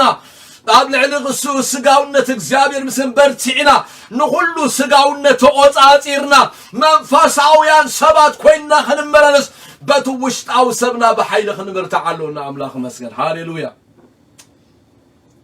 ካብዝ ምድር ዝኽሳዕ ንገላገል እዚ ስጋዚ ምሳና አሎ እዚ ስጋና በቃ ወይ ድማ እቲ ሲንፉል ኔቸር ምናልባት ስጋና ዝጥራሕት ከይመስለኩም ኣብ ውሽጥና ሲንፉል ኔቸር ዝበሃል አዳማዊ ዝኾነ ባህሪ ናይ ኃጢአት ባህሪ ኃጢአት ዝብህር ኃጢአት ዝደሊ ደድሕር ኃጢአት ክኸይድ ዝደሊ ንኃጢአት ክግዛእ ዝደሊ በቃ ሲንፉል ኔቸር አሎ ናይ ተቀዳማይ አዳም ባህሪ ነገር ግን መጽሐፍ ቅዱስና ይዛረበና ጎይታ ይመስገን በትውሽጣዊ ሰብና ምስንብርታ በትውሽጣዊ ሰብና ምስንሕይር በመንፈስ ምስንመላለስ ግና እዚ ሲንፉል ኔቸር ተገዚ ዝመላለስ ሃሌሉያ ኣብ ህይወትና ግደ የብሉ ኣብ ህይወትና ስልጣን የብሉ ምክንያቱ ንሕና ነስጋና ነቲ ሲንፉል ኔቸር ናይ ኃጢአት ባህሪ እግዚአብሔር መስገን በመንፈስ ቅዱስ ገዚናዮ በመንፈስ ቅዱስ መሊኽናዮ ስለ እንመላለስ ጎይታ ይባረክ ሃሌሉያ ታይክን ከውን ክንክላልና ጎይታ ይባረክ በመንፈስ ክንበርትዕ ክንክል አለውና ኢየሱስ ክርስቶስ ጎይታ ክርስትና ህይወት መንፈሳዊ ውግእ ዘለዎ ህይወት መንፈሳዊ ውግእ ክብለኩም ከለኹ አሞንጎ እቲ ኦልድ ኔቸር አሞንጎቱ ኒው ክርስቶስ ኔቸር ክልተ ማንነት አሉና ንሕና ኣብ ውሽጥና ክልተ ማንነት አሉ ተሓደ ናይ ተቀዳማይ አዳም ኦልድ በቃምሻሎ ሲንፉል ኔቸር አሎ እቲ ካልኣይ ከዓ በክርስቶስ ኢየሱስ እግዚአብሔር ምስና ናይቲ ሓድሽ መልክዕ ድማ በመልክዕ አምላክ ዝተፈጠረ ጽድቅን ቅድስናን ዝፈቱ ናይቲ ሓድሽ ባህሪ ድማ አሉና ስለዚህ ክልተ ነገር ኣብ ውሽጥና አሎ ስለዚህ እግዚአብሔር ይመስገን በመንፈስ እንተ ተመላለስና በመንፈስ እንተ በርታዕና በመንፈስ እንተ ሐየልና ግና እግዚአብሔር ይመስገን እቲ ሲንፉል ኔቸር ነቲ እግዚአብሔር ይመስገን በክርስቶስ ኢየሱስ ዘሎ ሓድሽ ማንነት ተገዝኡ ዝመላለስ መጽሐፍ ቅዱስና ናይ መንፈሳዊ ውግእ መጽሐፍ ሙኻንና ኣብነት ክነግረኩም ክልተ ነገር እንዳርአኹም ክኸይድሞ መጀመርታ ስጋን መንፈስን መንፈስ ምስቲ ስጋ ምስቲ መንፈስ ነቱ ትደልይዎ ከይትገብሩ እዚኣቶም እንታይ ኢሎም መጻርት እዮም እንደገና ኣብ ሓደ ኣብሉይ ኪዳን ቁርብ ክንርኢ ተራደሊና በጣም ዘገርም ነገር አብርሃምን ሎጥን በቃ መጻርት ነይሮም አብርሃም ከም ፈቃድ አምላኽ ይኽመላለስ ደሊ ነይሩ ነታ አምላኽ ዝደልዮ በቃ ነታ አምላኽ ዝራእየሉ ዝርኢ ነይሩ ሎጥ ከዓ በቃ ብጣዕሚ ሎጥ ድማ ተላሪና ከዓ ነቲ ንስጉ ጽቡቕ ዝኾነ ንስዒንቱ ጽቡቕ ዝኾነ ስለዚ አሞንጎ አብርሃምን ሎጥን ሰላም አይነበረን አሞንጎት መንፈሳው ሰብን አሞንጎት ስጋው ሰብን በጣም እንታይ ነበረን በጣም በትክሳይ ነበረን ተረዲቁ ምን ሰላም አይነበረን በጣም ወገእ ነይሩ ሰላም አይነበረን ስለዚህ አብርሃም ግና እግዚአብሔር ይመስገን በቃ ካብሳገበ አሞንጎ ሳራን አጋርን በቃ ሳራ እታ መንፈሳዊት በዓልት ተስፋአትኩም ከላ አጋር ድማ አታባሪያ ወይ ድማ ታገዝቲ አሞንጎን በጣም እንታይ ነይሩ ተራእና ቃልስ ነይሩ አሞንጎ ኢሳቅን እስማኤልን እግዚአብሔር ምስን ኢሳቅ ንሕና ሕዋቱን ኢሳቅ ሙኻና በእምነት መጽሐፍ ቅዱስ ይነግረና አሞንጎ ኢሳቅን ኢሳውን ድማ ውግእ ነይሩ አሞንጎ እንደገና አሞንጎ ኢሳቅን እስማኤልን ይቅሬታ አሞንጎ ኢሳቅን እስማኤልን አሞንጎ ያዕቆብን ኤሳውን ስለዚህ እንታይ ያኸበል በጣም መጽሐፍ ቅዱስና በፍላይ ናይ ኤሳውን ናይ ያዕቆብን ተዳሪናዮ ገና ክውለዱ ከለው እትንእሽተይ ነተዓቢ ነትንእሽተይ ክግዛዩ ዛጽሐፍዋ እቲ ዓቢ ነትንእሽተይ ታይ ክኸውን ክግዛዩ እቲ ቀዳማይ ዝተወለደ ነቲ ዳሕራይ ታይ ክኸውን ክግዛዩ ዝብል ስለዚህ ንሕና ናይቲ ቀዳማይ ዝተወለደ ካብ ተቀዳማይ ናይቲ ቀዳማይ አዳም ባህሪ ሕዝና ተወሊድና አሎና ነገር ግን እቲ ዓቢ ነቲ ንእሽተይ ክግዛይ ጽሑፍ ስለ ዝኾነ ንሕና እግዚአብሔር ይመስገን ስጋና እቲ ሲንፉል ኔቸር ነቲ ካልኣይ አዳም ቀዳማይ አዳም ካልኣይ አዳም ስለዚህ እግዚአብሔር ምስን ከምቲ ናይቲ ቀዳማይ አዳም ባህሪ ዝለበስና ናይቲ ካልኣይ አዳም ከዓ ብመልክዕ አምላኽ ዝተፈጠረ ጽድቂ ቅድስና ዘለዎ ሓድሽ ሰብ ለቢስና አሎና ስለዚህ እቲ ዓቢ ነቲ ንእሽተይ ክግዛይ ከም ተጻሕፈ እቲ እግዚአብሔር ምስን እቲ ቀዳማይ ዝለበስናዮ ሲንፉል ኔቸር ነዚ ናይ ክርስቶስ ባህሪ ከገዛ ብግድን አምላኽ መስገን ስለዚህ ንኸገዛ ግና እግዚአብሔር ይመስገን አነ ኸምዛ አይገብርኒ ከምዛ አይገብርኒ እንዳበል ከጥራህ አይኮነን አምላኽ መስገን እንተዳ ዕውት ዝኾነ ኣብ ልዕሊ ሓጢያት ኣብ ልዕሊ ዓለም ኣብ ልዕሊ ስጋውነት ዕውት ዝኾነ ክርስቲያናዊ ህይወት ክትነብር ኮንካ በመንፈስካ በኃይል ክትበርታ ኣለውካ በመንፈሱ በኃይል ዘይበርታዕ ኣብ ልዕሊ ስጋውነትን ስጋውያንን በቃ ዕውት ክርስቲያናዊ ህይወት ከልዎ ይክእልኒ ብጣዕሚ በስጋ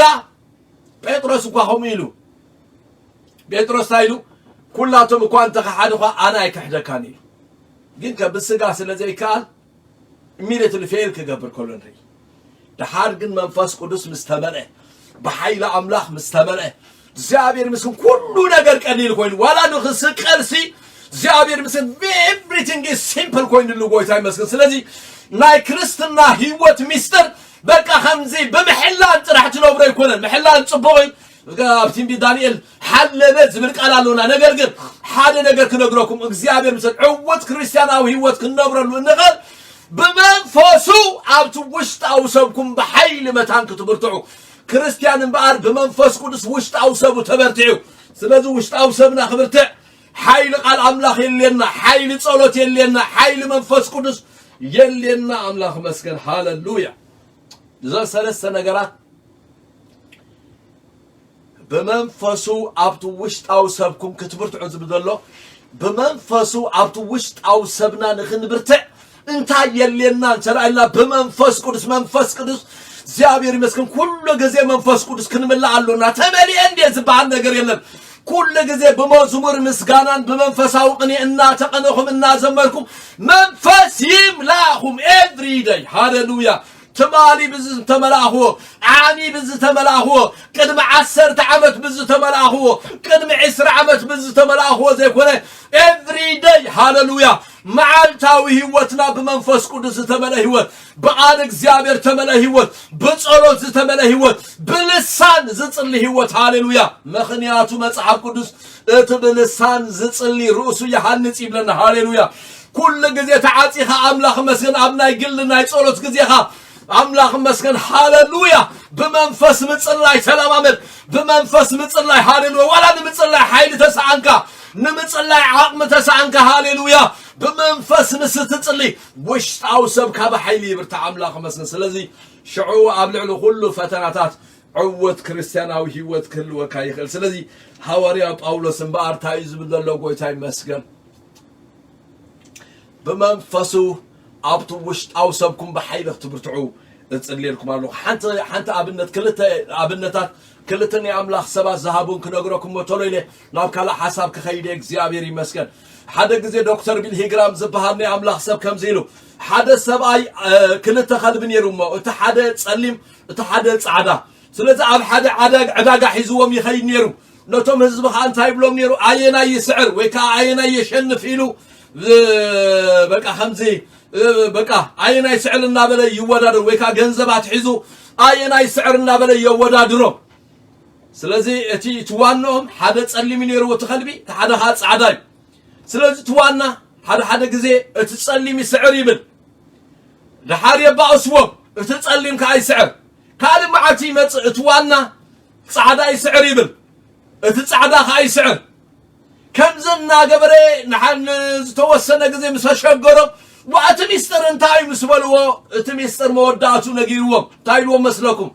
انت دا از تصليم سعر يقبل كوينه صومن ملو نتصعدا اسيره يقني نتصليم طرح كمغبو يقني لو نتصليم طرح كمغبو يقني سلاز تصليم كمغب سلاز قنه نتي تاسيرو خيبل عزقنه غوبيطو يسعرو انت دا از صعدا خبل كوينه دما بانصارو نتصليم اسيره يقني እንደገና ድማ ነጻዕዳ ድማ خقلبو خمغبو يقني دحرك بااسقلو اتز تمغبه اتز بلع اتز حيله يزحمق يلوم زي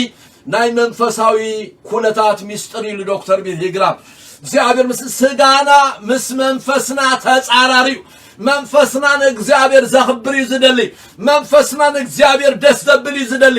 መንፈስና አምላክ አኽብሮ ይዝደሊ ስጋና ድማ ናይ ስጋ ነገር ይዝደሊ ስለዚህ ዕወት ክርስቲያናዊ ህይወት ክህልወና نمنفسنا تمجيبنا يو منفسنا بصلوت بقال أملاح بصوم صلوت بمنفس قدس بمن نقاه بملوه زيابيري مسكن تدا كل جزء منفسنا مجيبنا يو زيابيري بار هاللويا قبل على سجانا نسلتن قبل على السينفول نيتشر نسلتن قبل على تناي حاتيات بحري نسلتن ويتاي بار سلازي أنتنا حاتيات بحري من مقاب سجانا يحلو جن حيل زي بالليخو منفساويان سبات نخو بوشتنا منفساويان سبات نخو كلاي بتعمي وشماني زبهاني أملاخ سبدما كزارب كله دمان تايلو مسلوكم دخولنا نقدر نلعب انتنا دربينا يو ناي مريت جرافيتي ويدما ناي مريت سحبات يسحبوا مو تاي خوني من بكان الحريت قوت إيملف أير جنا انتنا إنايا إزغلو نبرت عينا إزغلو حزب عينا جنا بتعمل تاي تقبري بلنا مسوكم بتعمل بقى تلعب محفلة تخيل سلازي انت كويني تناي مريت سحبات ندحريت قوت زي ملسان تنا إلا كاب لعلي بقى لعلتنا مريت سحبت سخونه حيلي سلازلوا اتنا مريت سحبت كسحبه خلون الساقنا نتنا مريت سحبت عيسى زيابير مسكن لوزو كله صعنه النبره سبن صينا ناب سماي قصا خمتدي يزارب زنا يملاحسب لوبي زيابير يبارك هاللويا حاجات دارغا خمز غرافيتي ناي مريت سحبت كوينو ندحريت قصا خملسنا ندحريت قصا خوغوتنا يزدلي نغرغر زيابير سموز تبارك يقول بمنفس قدوس حيلي تتمرينا بمنفس قدوس نملالس تخوينا سبيريت فيلت امنت تخوينا بمنفس قدوس تملو امنت تخوينا غنا لعلتنا مريت غرافيتي لعلتي نا حاتيات غرافيتي زملالس هيوتي هلونا سبو زتبارك يقول سلازي بحيل منفس قدوس تملينا كنملالس علونا يسوع كريستوس تراري ناس كحنت تقصي كلام لوقاس رابع معرف مغفته لوقاس رابع معرف يسوع يبارك ويتا يبارك هاللويا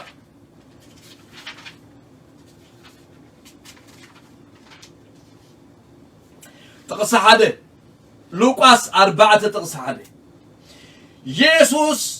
منفس قدوس مليئو كاب يوردانوس تمرسه بمنفس كا نبرخا تمرحه بديابلوس كا 4 معلتن 4 ليتن تفلتنا يبلنا حجري وغزي يسوع كريستوس منفس قدوس مليئو كاب يوردانوس تمرسه بمنفس كا نبرخا تمرحه بديابلوس 4 معلتي تفتنه بتن 4 معلتي تياتن كساع قالوا كو ايبدعن نساتن مستودا اغنات امي دحر ديابلوس كم زبلو نابلي خي سلاذا عبد تايب لنا قدمي بديابلوس مفتانو يسوع كريستوس بمنفس قدوس تايغبري لنا منفس قدوس مالي او كاب يوردانوس تملسه سلاذا يسوع كريستوس منفس قدوس مالي او كاب يوردانوس كملس كله ديابلوس كاغاطي مون يديابلوس دما سعيرو سلاذا زابير مسكن بتو وشطاو سبكا بمنفس قدوس تمليغا بتو وشطاو سبكا بحيل املاح تمليغا ديابلوس عم منقدها تصنحه ديابلوس زفتن انت فتنكا عبلعلو كل فتناتاتو بعوت مالالس هاليلويا سلازك زابير مسن ميستر عوت كريستياناو هيوت بمنفس قدوس زتمله هيوت قطر 10 شمونته ندغاتات كبسروم سلازق قبعني منفس زابير عبلعليو نمرخات حرنت نعورات مراي نقفعات موصى حرخ سبخ حريت عمت እግዚአብሔር هاللويا ስለዚህ ተቀዳማይ መንፈስ ቅዱስ ተመለ አብ ልዕሊ ፈተናታት ዲያብሎስ عوت ክርስቲያናዊ ህይወት መታን ከሎ አብ ልዕሊ ዲያብሎስን ፈተናሃቱን መታን ክስዕሮ አብተ 18 ዘሎ ግና እግዚአብሔር ቀቢልኒው መንፈስ እግዚአብሔር አብ ልዕሊው ንሙሩኻት ሓርነት ንዕውራት ምርአይ እግዚአብሔር ይመስገን ስለዚህ መንፈስ ቅዱስ ክልተ ዓበይቲ ስራሕ አለው تقدماي እግዚአብሔር ይመስገን በቃል ውሽጣዊ ሰብና በኃይል የበርተዕሞ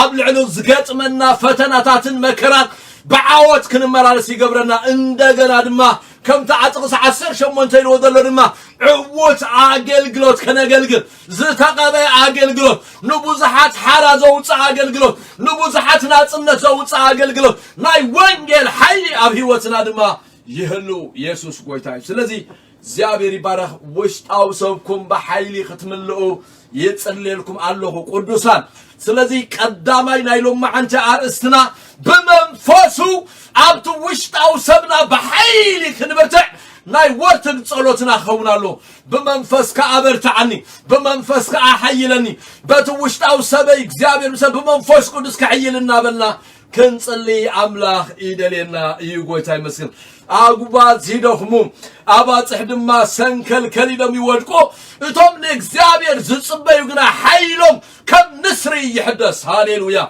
حيلهم كم نسري يحدث إساياس 4 عسران تشعة قطري 3 دخام سمعكم سبات ترى لهم بقى إجزاء منفساوي هوتكم تحليلة تبلو سبات ترى لهم قنا لما عند إجزابير مثل حالة تندخم حيل ذهب نصنف لما برتعز وسخ نتوشت أو سبكم بمنفس قدس كم نسري كحدثكم لما عند خنصلينا أملاخ مسكن هاليلويا سلازي تقدماي صلوت إجزابير مسكن انتاي تصلي لهم قويتاي بار هاليلويا كبرتعو بمنفسو أبتوشت أو سبم بحيل خبرتعو صلي لهم تولو خبلي إجزابير مسكن جزية متاكي وصلكم سمي بارح نابتا خالد صلوت كيدينا تعمي تقرمن قال الله قطري 16 جناب 16 هذا بتو بمنفس بتوشت أو سب بحيل اختبرتوا مسفله كمتي حابت رستخباكم تصلي عليهم كمتي حابت رستخباكم تعجبر عليهم يتصلي عليهم إذا حابتي تبدلا أب إفسون تدقاقي ما تتقيس الله بتعمي حاجزون موجودين مسكن كنا مبن مخنياتو غرد عنا متان إفسون حدا شوعته خمزيبل إفسون حدا شوعته بو بدمو مدحان كمتي حابت تصقو تبلا الله حابت تصقو زي أسمرو لا كمتي حابتي تصقو 10 شمونته أبز معرف زي حابت تصقو إما يعينتو لبهم بريو تسفات وعو حابتي رستي خبرو نقود سانو حابتي رستي خبرو حابتي تصقو 3 شمونت كننو خنته 4 إت بمحرت حابتام زخونا أملاخ بمحرت حابتام زخونا أملاخ 3 شمونت بتعمز فتوى تقصي ناي كاب كلهم قدسان لتقن زبل إت زي مرمر حابتي كريستوس زي مرمر حابت كريستوس سلازي اغزيابير حابتامي بتصقا حابتام بمحرت حابتام زي مرمر حابت تصقا زلوو زيابير بتعبي زيابير يمسكن هاليلويا كمتن حابتي تصقو بقى كمتن حابتو كهبكم يتصلي لكم الله اسك زيابير يمسكن حدا بتعمي حابتام ميليونر زخونه زمت تزلوكم مو قال نجر حابن انت تبلوه نيشتي نجر تزبكم بتعمي مالتي كمتن حابتي يكونن هيبكم اغزيابير حابتامي كم زغرغل سبات زبلوه مزعبا مدراو نجر يكونن زاردل حابت تصقا اغزيابير زي مرمر حابت كريستوس زي مرمر بقى حابت بحرة املاح سمعوا نجر هاللويا لما عنت بمنفس قدس يبلالو اتي بمنفساوي برخة زبله اب سمايات زبارخنا املاح ابو غويتانا يسوس كريستوس بروخ يكون املاحنا هابتامي so much rich እግዚአብሔር ሀብታም በጸጋ ሀብታም በመሕረት ሀብታም በህያብ ሀብታም ዘይምርመር ሀብት ክርስቶስ ሎማ አንተ እግዚአብሔር አምላኽ መስከን ከምዘይሉ ፊልጵ 4:19 አምላኸይ ድማ ከመጠን ሀብቱ በክርስቶስ ኢየሱስ ዝጎድለኩም ዘበለ ዘለኩም ዘበለ ይምላልኩም ይሎም አምላኸይ ድማ ከመጠን ሀብቱ እግዚአብሔር ሀብታም አምላኽ እግዚአብሔር አምላኽና ንሱ ተሰማያዊ አቦ ሀብታም አምላኽ ይሞ بالعلاي عين مياتن بتحتاي عين مياتن بتناي سماي تصقا بتناي سماي بلصقنا بمنفساوي بلصقنا እግዚአብሔር እንዳባረከ ይባርኩም ملاخ مسكن كمتن حابتو كبكم يصلي الله እግዚአብሔር كمتن حابتو يصقوهم كمتن حابتو ندقوهم يصقوهم كمتن حابتو እግዚአብሔር مسكن نعملاخ ليميتاي نغبرو نعملاخ عين وسنو املاخنا so much rich እግዚአብሔር حابتاميو هاللويا هاللويا هاللويا بزعبا مدراوي عايكون كون ززارب زلو خواتي مدراوي موقششو مدراوي توساخيو እግዚአብሔር ግና زي مرمر حابت تصقو يحبكم زي مرمر حابت ክርስቶስ يحبكم زي مرمر محرتو يغلصلكم هاللويا እግዚአብሔር بمحرت حابتاميو እግዚአብሔር زي مرمر حابت ክርስቶስ ناي سماي هاللويا سراقي زي سرقو بلعي زي بلعو سماوي حابتي እግዚአብሔር مسكن املاح مساقوت سماي كفيتو يجربكم مساقوت سماي كفيتو يجربكم كم متن حابتو صقاب هيوتكم يقلل كم متن حابتو مغلاص اب هيوتكم يقلل كم متن حابتو هاللويا زي مرمر حابتو صقو ناب هيوتكم يوحز او حزو صحفي هاللويا املاخنا عين درتو حابتامي بصقا حابتامي بمحرت حابتامي بكريستوس معليا زيبلو سماوي حابت لومو እግዚአብሔር ይመስገን ነዛ ሀብት እዚ አብ ህይወቶም ከመጽ ይጽልየሎም ጎይታ ይመስገን ከላይ ብጣዕሚ ዝጽልየሎም ተሓንተ ኸበርቱ ኢለኩም ኣለኹም ሰዓት ሓይዘ ድማ ከም መጠን ሀብት ጸጉ ህቦም ጽልየሎም ኣሎ ተኻለይቲ ብጣዕሚ እግዚአብሔር ይመስገን ብጣዕሚ አስሙሩ ላዚያ እግዚአብሔር ምስል አብ ክርስትና ህይወቶም ብዑምቀት ዕምቆት ዘለዎ ክርስቲያናዊ ህይወት ክህልዎም ይጽልየሎም አምላኽ መስል ቁጥር 17 ክርስቶስ አብ ልብኩም በእምነት ከሐድር አፍቅሩ ሱር ሰዲድኩም ተሰሪትኩም ምስ ኩሎም ቅዱሳኑ ምን ውሕን ምግፍሕን ምን ውሕን ምዕማቁን እንታይ ምዃኑ ምስ ዓሉ ክትኩሉ እጽልየልኩም ኣለኹም እዚ ዝዛረቦ ዘሎ መጀመርታ እንታይ ኢልዎም ኣሎ ክርስቶስ አብ ልብኩም መታን ከሐድር ክርስቶስ አብ ልብኩም متان كحدر حجسي وقويتا يتقبلون ديو قويتا أبي وطم يلن ديو سلزي قويتا انتد أبي وطكا ديالة تراخوين قناو قويتا زي تقبل تقوينهم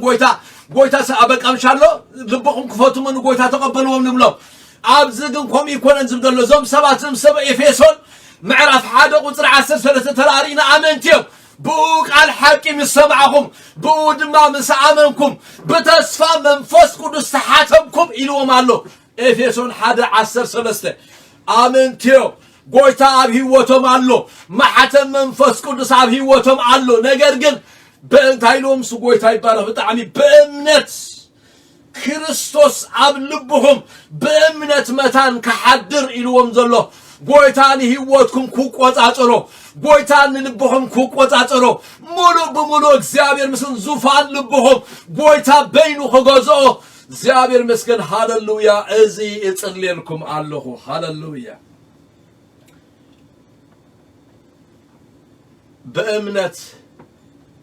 በእምነት ክርስቶስ አብ ልብኩም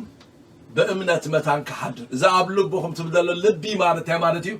መጽሐፍ ቅዱሳዊ አዘራርባ ልቢ መጽሐፍ ቅዱሳዊ አዘራርባ ልቢ አእምሮ ስምዒት ፍቃድ ዝቆጻጽር እዩ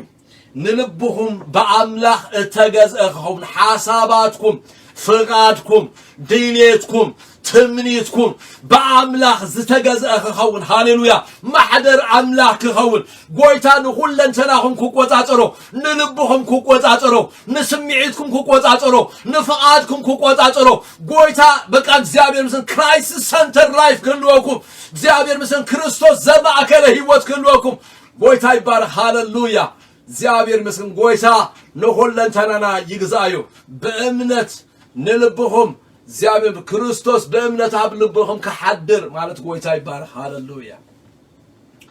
أبكارت أسس تايلو لو تاتقسي دليا كرخباي كالكونا وينجيلي وهانس يعقن تايتمن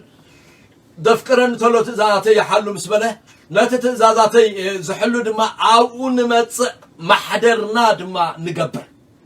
محدرنا دما نقبر نقويتنا تعززنا يوخن كيد كلنا نقويتنا سمعنا يوخن كيد كلنا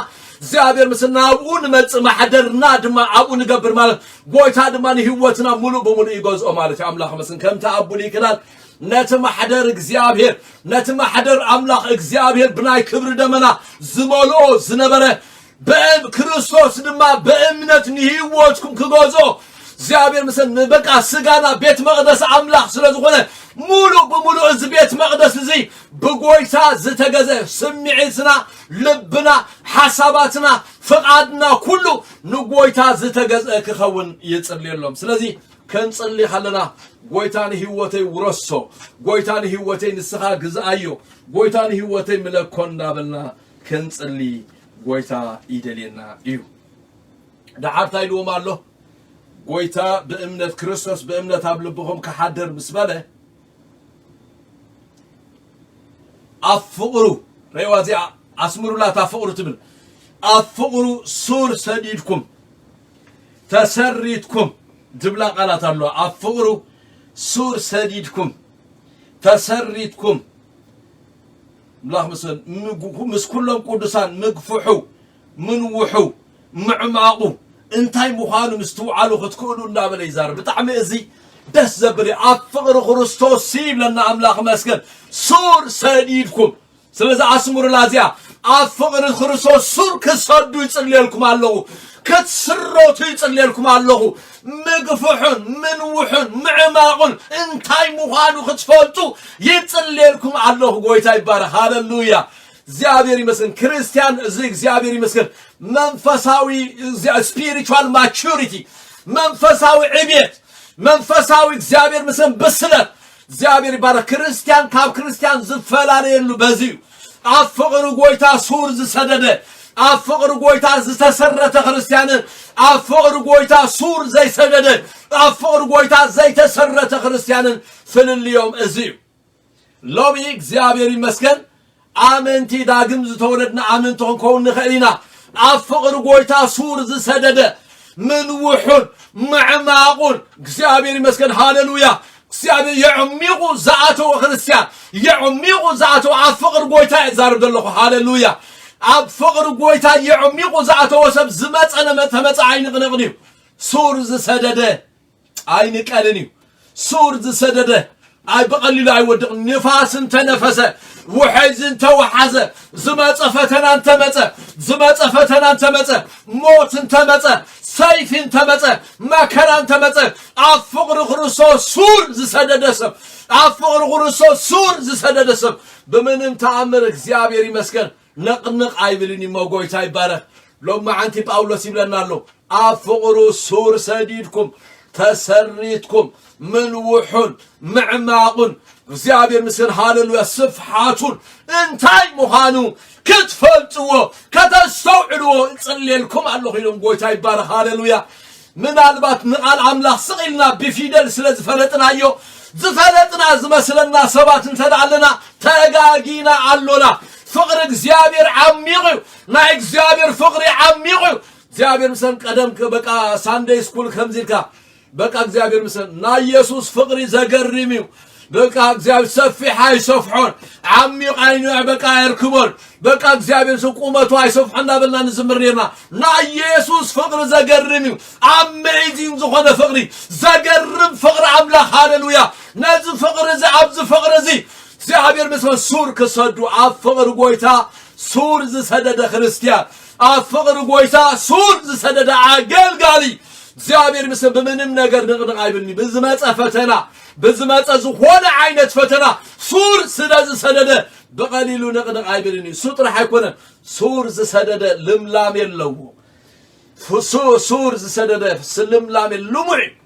زيابير أفقر قويتا سور زسدد خريستيان أفقر قويتا سور زسدد أماني هاللويا مزمر داويت قدامي معرفتا ابننا نتقالي ليتن معتن زمر أمرو سبصيو بمنقد رسيان زي ملالس عم منقد حتان زي قوم نتحققنا ليتن معتن زمر أمرو مسبله زي أبتقى وحاز ماي تتخلي يخون ሰራውሩ ድማ ናው ገጹ ዝርጋ ኩሉ ግዜ ለሚዑ ዝነብር ፍርኡ ድማ እግዚአብሔር ምስን ዘይቋርጽ ይኸውን ይብለና አምላክ መስገን ስለዚህ ሎም እግዚአብሔር ምስን ኩላትና ዘለየና ጎይታ ይባረክ እግዚአብሔር ምስን አፍቅር ጎይታ ሱር ክንሰድ አፍቅር ጎይታ ይዕሚቅና ክንአቱ ሃሌሉያ በፍቅር ጎይታ ክንውሓጥ ፍቅርና ክርስቶስ ንልብና ከገዞ ፍቅርና ክርስቶስ አብ ህይወትና እንዳዓበ እግዚአብሔር ምስን ዘይልካ ፍቅር አምላክ ሃሌሉያ ማንም ክበጽሖ ዘይክል እግዚአብሔር ምስን ፍቅር ጎይታ ንልብና ከገዞ አፍቅር ክርስቶስ አፍቅር አምላክ ሱር ክንሰድድ አምላክ ይደርለና ኮም ድማ ጎይታ ይመስገን አፍቅር ክርስቶስ ድማ ክንስረት ጎይታ ይደርለና ሱር ሰዲድኩም ተሰሪትኩም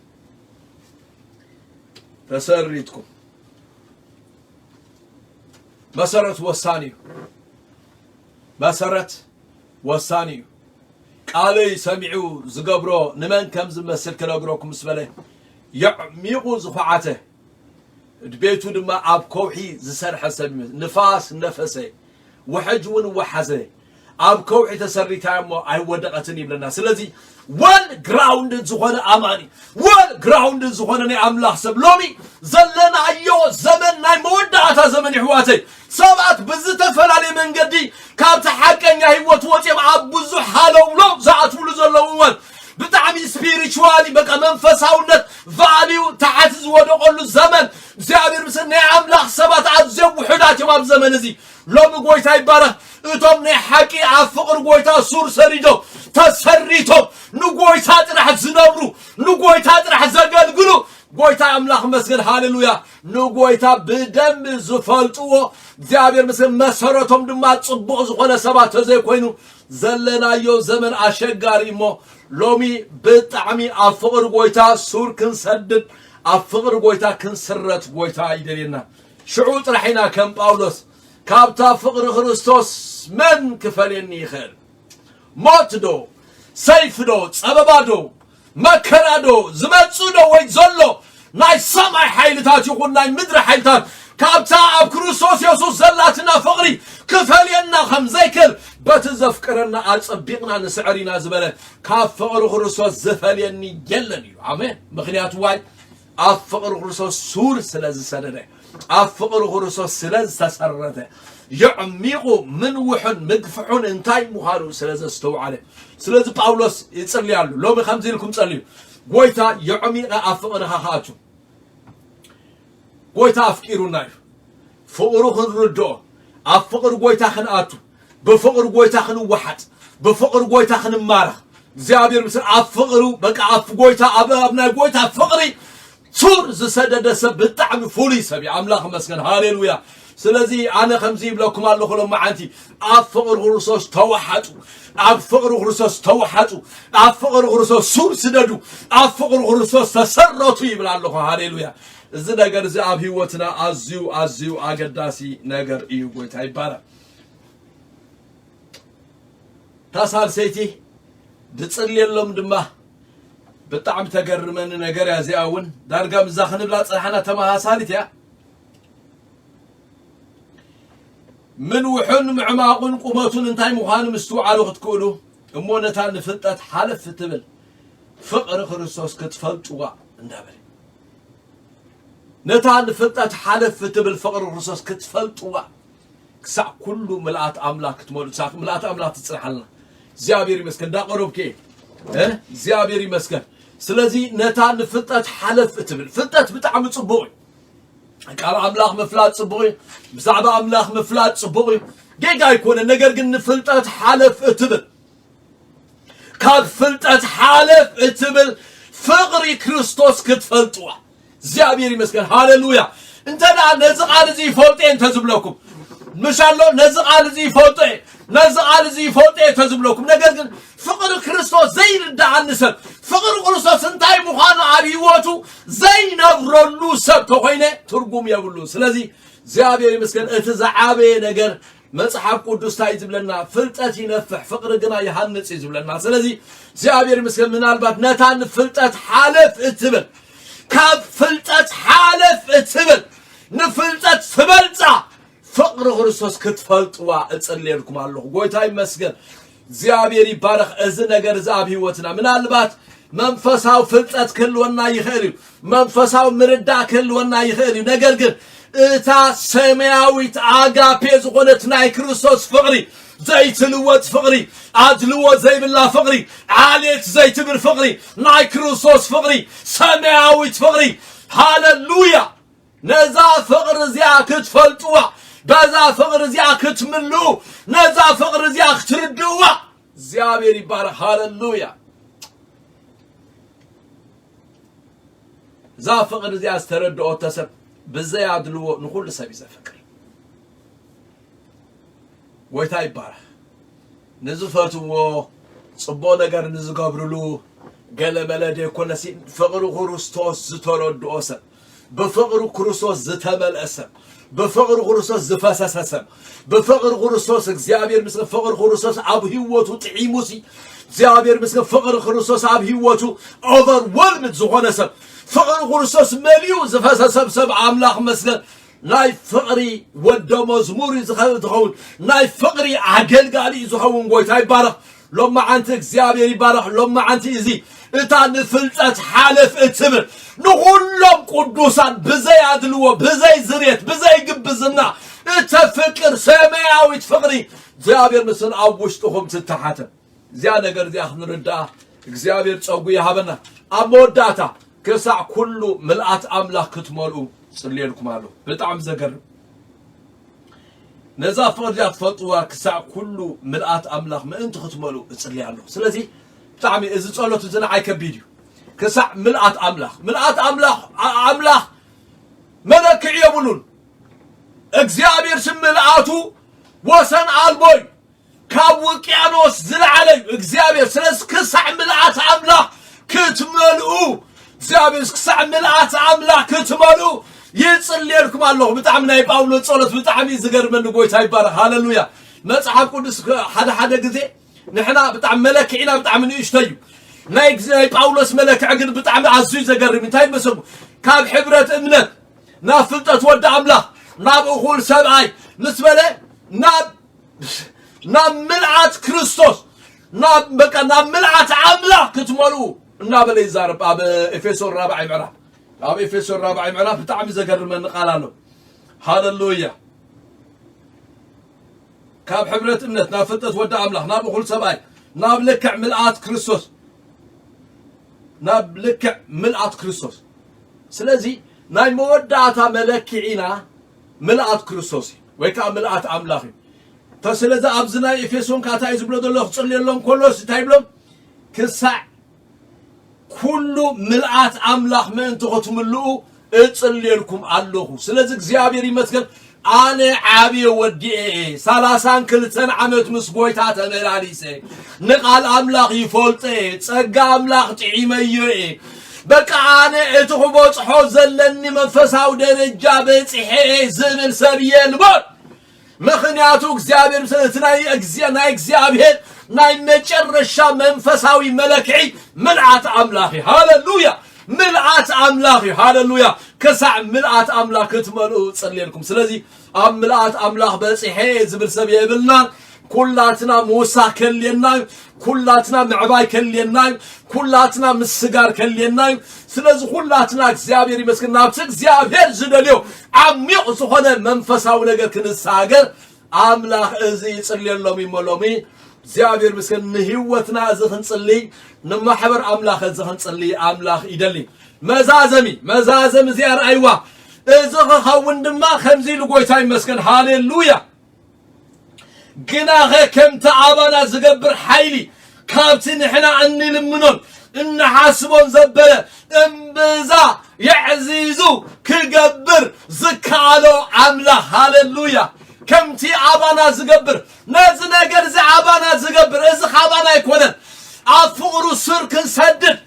እግዚአብሔር ይመስገን ኩሉ እዚ ክንብሎ ክንስረት يعمقنا أزغن كون آبانا زقبر حيلي هاللويا هال منفساو هيوتنا خبرتع وشتاو سبنا خبرتع كل نجار هيوتنا زقبر كمتي آبانا زقبر حيلي آباي زقبر حيلي لو آباها زقبر حيلي لو إذا حيلي دم حيلي منفس قدوس يبهار ناي منفس قدوس داينامايت ناي منفس قدوس حيلي እግዚአብሔር ምስና ህይወትና ከምተ አባና ዝገብር ኃይሊ ካብተ እንልምኖን እንሐስቦን እምብዛ የዓዚዝ ወገብር ዘካአሎ አምላክ ስለዚህ ክትጽልዩ ከለኹምሲ ብንእሽተይ መስፈሪ አይትጸልዩ ብንእሽተይ መስፈሪኹም ዓብይኹን ምክንያቱ ካብቲ እንልምኖን እንሐስቦን እምብዛ يعزيز وخجبر زكاة العملة زيابير مسكن انتدا زيابير مسكن حدا مسفرين تلالكايو زيابير كلتا مسفر زهب عملة بقى زهابن تلكايو زيابير دبل بورشين زهب عملة عصفت اقا زهب عملة سلازي قويتا يبارك كم إلسا خونو لومي زيابير مسكن منفسكا عبل علي عصفي يخون اتعابا خازون لو منفس عبل علي عصفي يخون اسمه دابل زخونة اقا خم تقبله كابتي إن لمنون النحاسبون يعزيز وخجبر زكالو عملاق سلازوخونه እግዚአብሔር መስከረም ማዓንተ ተባብዓኩም አለሁ እግዚአብሔር ወሃቢው እግዚአብሔር ሃያቢው እግዚአብሔር ለጋሲው እግዚአብሔር ሀብታሚው ጸጋ ሒዚ ጸውዕና እንተ ደኸምና ካባና ስንፍና እንተ ዘይበርታዓና ናትና ስንፍና እዩ ጎይታ ይመስል እግዚአብሔር ግና ኃይሉ ጸጎ መንፈሱ አዳሊሎ መጎይታ ይመስል እንደገና ድማ ካብት እንልምኖን እንሐስቦን እዚ ሐዋርያ ጳውሎስ ንሰብ ኤፌሶን ዝጽልየሎም ዘሎ ከምዚልዎ ካብት ንሕና እንልምኖ እዕዚዙ ከገብር ዝካሎ አምላክ ኣብ ህይወትኩም እግዚአብሔር ጸጋ ዘበለኽ ዓዝዝ ይኽእል እዩ ኃይሊ ዘበለኽ ዓዝዝ ይኽእል እዩ ክብሪ ዘበለኽ ዓዝዝ ይኽእል እዩ ሞገስ ዘበለኽ ዓዝዝ ይኽእል እዩ እግዚአብሔር ሃሌሉያ ብናቱ ምልዓት ክትምሉ ብናቱ ህልውና ክትምሉ ብናቱ ክብሪ ክትምሉ ብናቱ ኃይሊ ክትምሉ ብናቱ ሞገስ ክትምሉ ፍቃዱ እዩ ጎይታ ይባረክ ኢየሱስ ጎይታ እዩ ስለዚ ናይ ጳውሎስ ጸሎት ናይ ሰብ ኤፌሶን በሓንሳ ጸሊና ክንውዲኢና ጎይታ ይመስገን كنصلينا قويتا يبارك هاللويا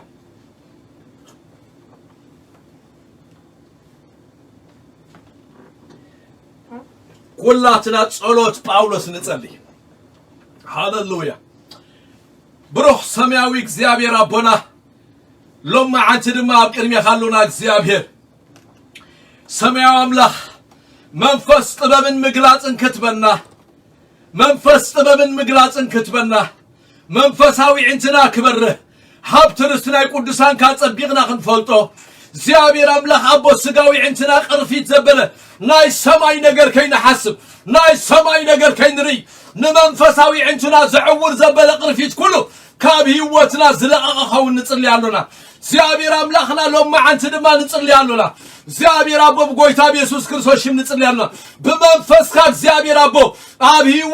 ህይወት ህዋተይ በመንፈስ ካብቱ ውሽጣው ሰብና መብርታ ይሁን በመንፈስ ካብቱ ውሽጣው ሰብና ምሕያል ይሁን በመንፈስ ካብ እግዚአብሔር በጎይታን በጽንዓት ኃይሉን በርትዑ ከም ተባሃለ እግዚአብሔር በአኻ እግዚአብሔር ውሽጣው ሰብና ይበርትዕ በጸጋኻ ውሽጣው ሰብና ይበርትዕ እግዚአብሔር አቦና በኢየሱስ ክርስቶስ ከመጠን ሀብት ጸጋኻ ኣብ ቅዱሳንካ ከመጠን ሀብት ጸጋኻ